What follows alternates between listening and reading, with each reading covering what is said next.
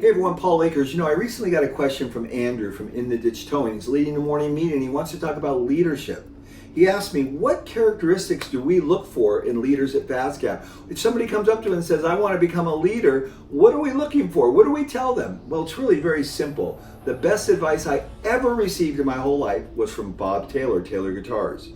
I was having lunch with Bob one time and I said, Bob, back at 17 years old when I was working for you, was there anything you saw in me that really had a sign that I would rise to the level that I've risen to? And he said, absolutely, Paul. I said, what was it, Bob? And he said, you took responsibility for more things and people, and then more things and more people, and then more things and more people. That's the essence of leadership.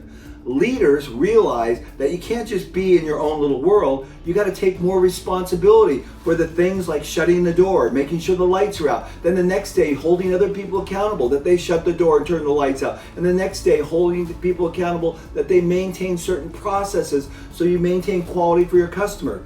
This is what leaders do. More things and more people, more things and more people. So when people come to me and say they want to be a leader, it's very easy. Are you taking responsibility for more things and more people? The answer is yes. You'll go right up the chain. But if you're not taking more responsibility, that's the path to becoming a great leader and bringing leadership as part of the attributes of your life.